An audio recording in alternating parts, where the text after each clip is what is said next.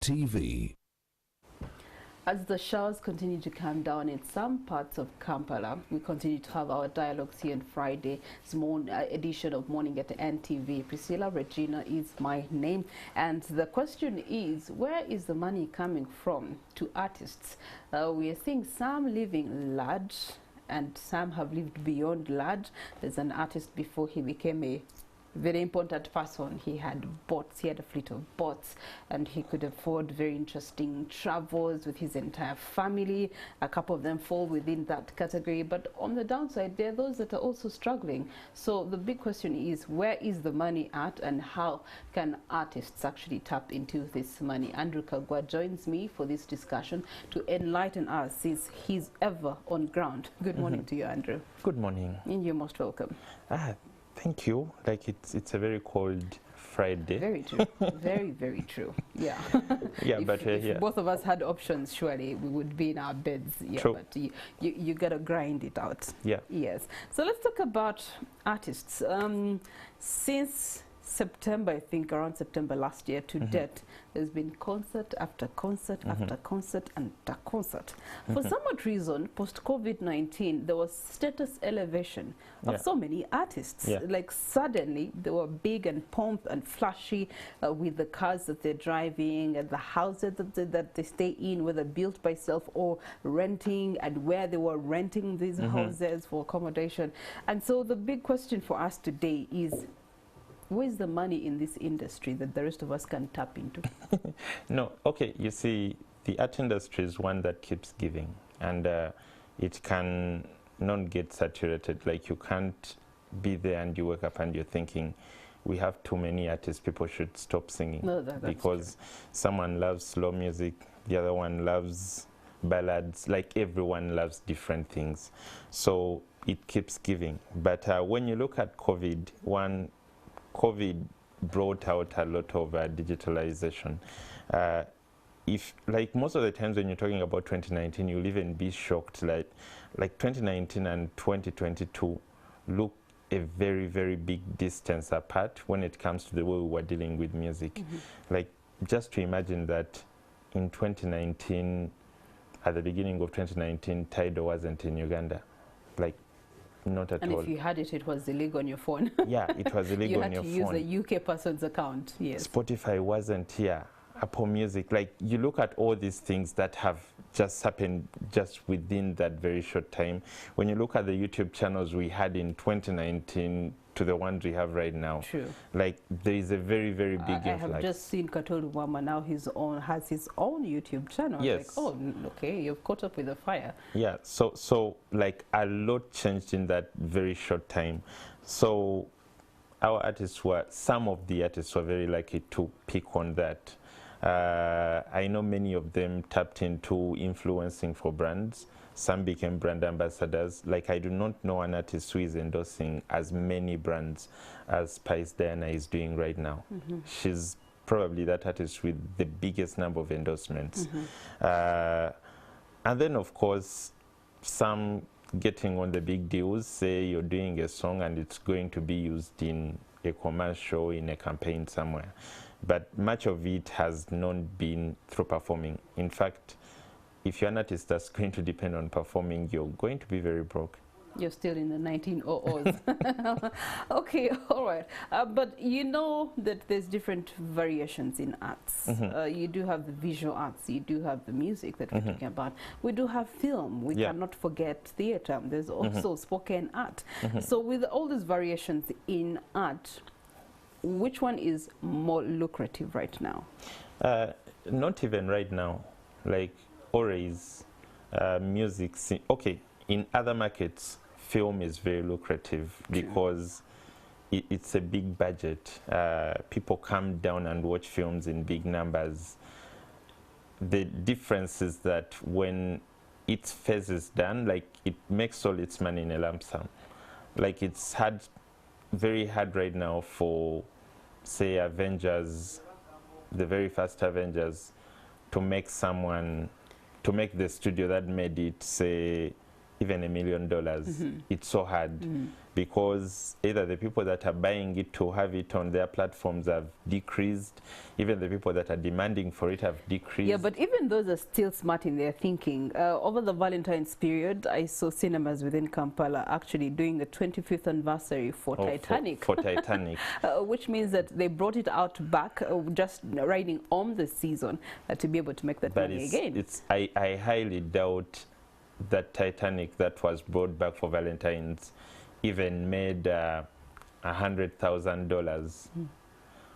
And if it made it, only made it because of nostalgia, but I still doubt they made that much money. So much of the times films make all their money in a lump sum. Music has that shelf life. If it's good enough, someone will redo the song, and then the new song and the older song will all come back at the same time, and more money will be made out of it. So naturally, music is the most consumed form of art on any day. Like even people consuming other forms of art still consume music. Even the people that are making films will still need music in the films. So music is everywhere when it comes to art. So then it begs the question, what do the other forms of art have to do to actually also, you know, take a chunk of what is available on the market in terms of remunerations? It all comes down to positioning. Some forms of art cannot be like music. When you look at visual art is a luxury. Like when you go to someone's house, me excluding myself, but when you go to someone's house and you find their art, just know those are people that are doing well. Yeah. Now when you come to my house, rich people. Yes. Okay. Not extremely, but who can have an art piece sitting on a wall that's worth 10 million shillings with where they are, because trust me, like the art I can afford is about 800K. The moment you invest 800,000 and you invest that in a painting, like you're somehow comfortable with where you are as a person, and definitely it means you've already taken care of your well-being, mental health, health care. Like the moment you start thinking of how the wall is going to look like, the moment you're bothered by an empty wall, trust me, many things are really doing well. Yet for music, you do not need that. So when it comes to visual art, positioning is a very, very, very big deal. Knowing the cycles you're going to be selling your work, because these must be very rich people. So most of the times when I pass by galleries, there is this place almost next to Watoto. There is that marketplace that has a lot of art displayed out. I usually pass there and I'm thinking, the African market. Yes, I'm usually passing there and I'm thinking, like, are they getting the target audience they're looking for? Because probably the target audience doesn't even go down there. Like for art, you kind of need to be very strategic. That's why you find an art gallery looked up in a place like Kololo and you're thinking, so how are the clients reaching here? But they know their clientele will actually reach there. So you just need to be very strategic with things like art. With theater, it's evolving and we've not evolved with it as Ugandans. Elsewhere, people have evolved with it. People have changed the way they are writing dramas, the way they are adapting dramas, because the thing about theater is that much of it is adapted. There are new plays that people write, but there are chances that in a year, at least half of the shows that will happen will be shows that will be adapted. So have Ugandans thought about adapting Diwuli? And if they're adapting it today, what are they going to change that it doesn't look so 1990 for a person that's watching it, so that a kid today goes and watches it as if it's their own show, as if it's talking to them now. So we've not done many of those things. We've not thought about the different age groups when you're programming theater, and we do not even have enough spaces. Like if I not want to manage that place, but if I was managing it, hypothetically speaking, if you were to manage it, I do not think I would have plays for younger persons showing there. Like that place, that place is a morale killer for a young person. Like, so you would have them quite recorded archaic. and shown maybe at the cinemas? I would find a different place that would become like a second venue of the theater, like just to ensure that the theater has more than a place. And then that place would be a bit hype. It would be having theme nights, like DJs coming around, like a place young people can feel alive resonate with. That's a place I could put a play that's targeting younger people. Because I feel like every time I get to the National Theatre, I'm thinking, okay, my mom used to come here.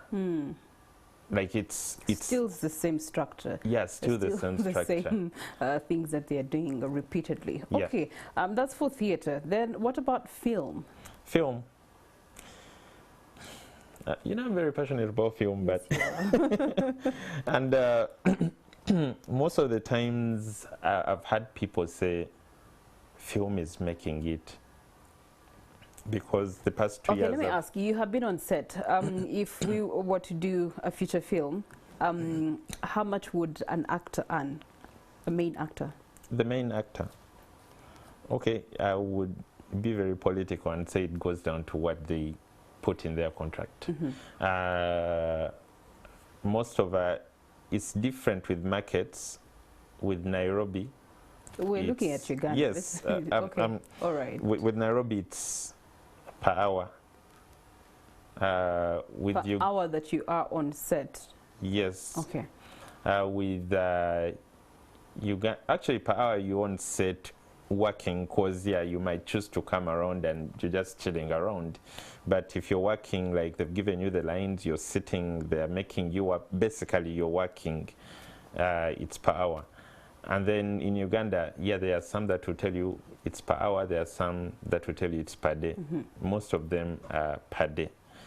I think I've been on a set where my lead actor was earning 400 per day, and we were shooting for 2 weeks, and they were in each and every scene each and every day we shot. They were around, and they were actively being shot, and we shot for all the days of those 2 weeks, for all the 14 days.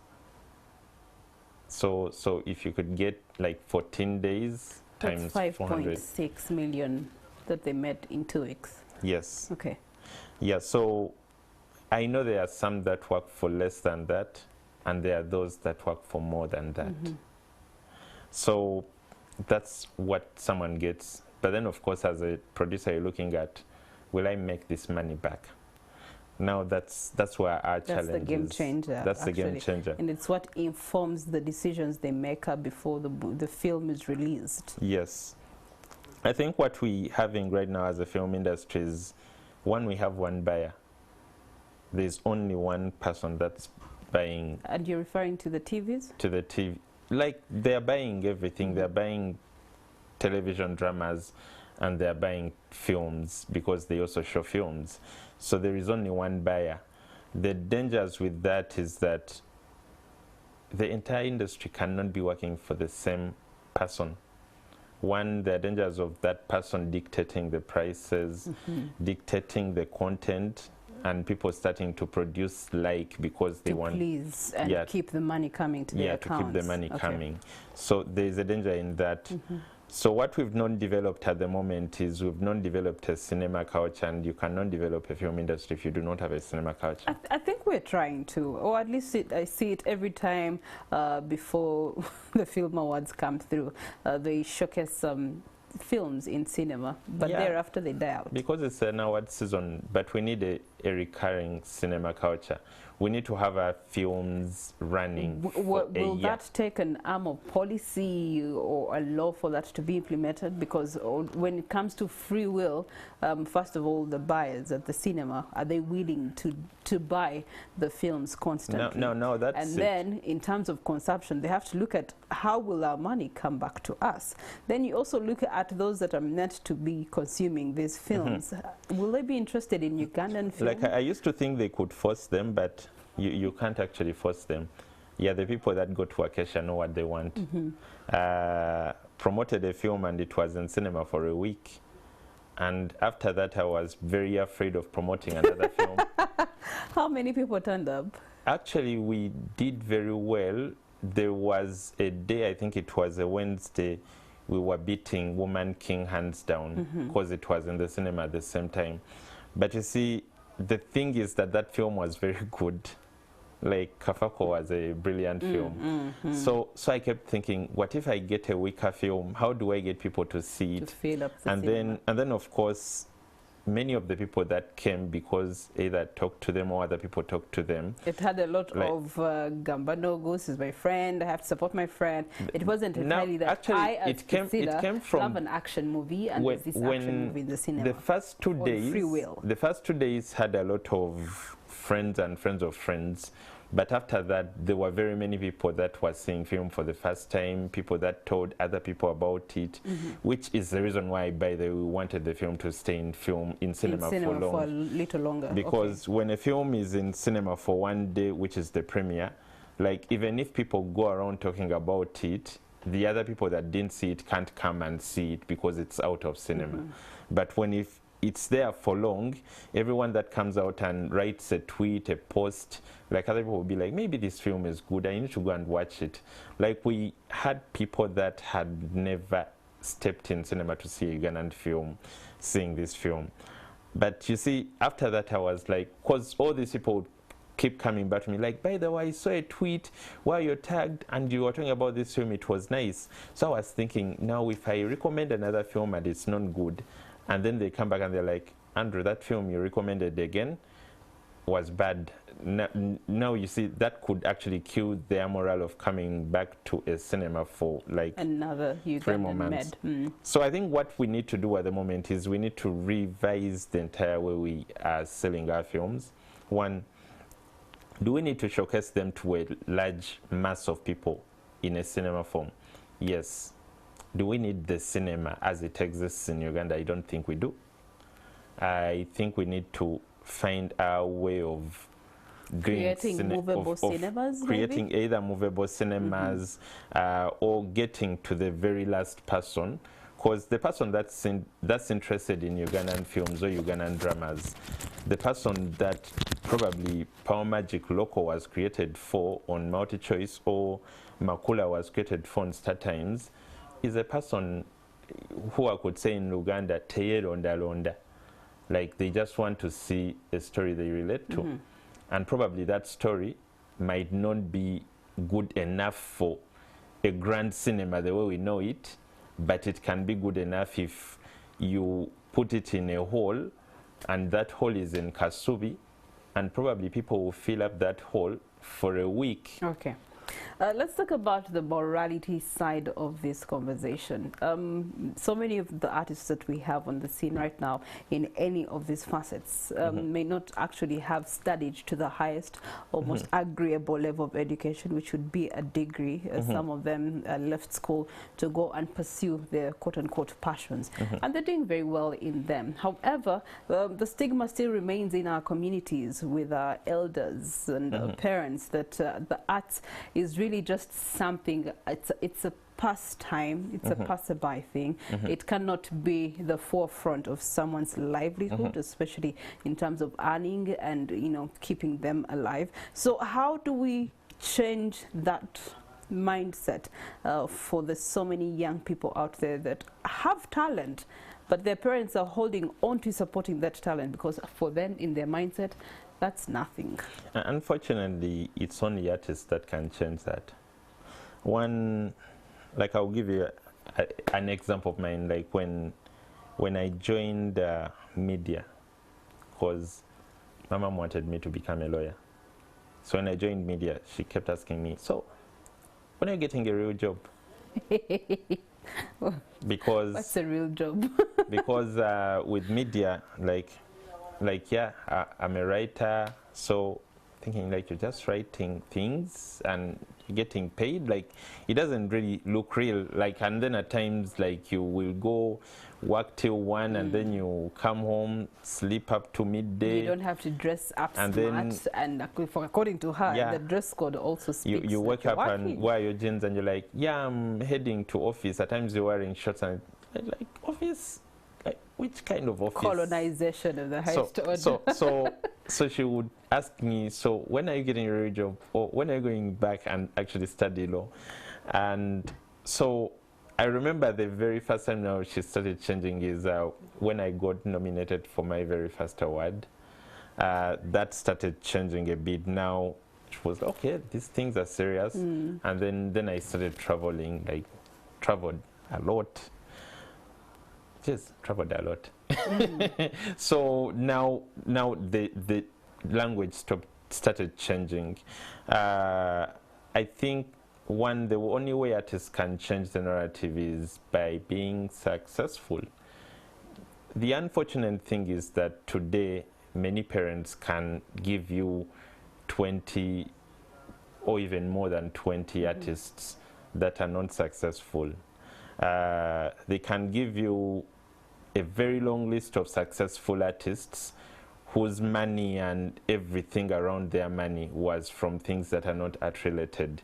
Say you have your Michael or your senior, he had a full-time job, worked all that time until he retired and concentrated on his acting. Like, there are very many of those and very few of artists that made all their money as artists. I mean, even if you're to talk about Bobby Wine, like, he had a lot of side hustles around there. So the artists are the only people that can change the narrative by becoming successful with art. And that comes down to knowing where your money is, how to exploit it, and how to get those opportunities as an artist. Okay. In your closing remarks, not everyone can be successful. Not everyone can have the flashy house. Not everyone can buy the boat or even the GMC for that matter. But they still have their trade, and they're still legit with their trade. But they can only earn so much from it. And at some point, the compare and contrast can cause them to give up or say, what's your word of encouragement to them? One, as an artist, you need to know where the money is. It's very important to know where the money is. One, music is very important. It's the most consumed form of art. It's used in film. People usually come here and they're just looking for music they can use in films. I know people that are making a lot of money as singers and they've never done a show, but they are making money because they write music for film. You can make money for jingles, music for jingles. Those are adverts, PVCs and everything. I know tons of those that are making money out of that. But then as an artist, you're a brand. You can influence things, you can move things, you can start discussions. You can look for these opportunities using your brand. Okay. And then you can branch into acting. We're waiting to see you on the screen one of these days. Andrew Kagwa featuring in a film. I hope that is in the year 2023. But of course, as well put it, at the end of the day, your craft has been gifted to you by the Almighty, and it has a purpose that it must achieve. That purpose is not a monetary purpose. That purpose is a transformative purpose. So find that transformation power in the art that you do, and then that transformation power will appreciate you and reward your craft. That is how it must work. So let us not jump the hurdles. Let us embrace the journey. At the end of the day, it's all in the process. That's where the finest of gold comes through. Have yourselves a golden weekend. Keep warm the rest of the day, because Morning at NTV closes shop today. Until we return on Monday, have yourselves a fantastic, happy, joyous, eating, fun but warm weekend. Bye-bye.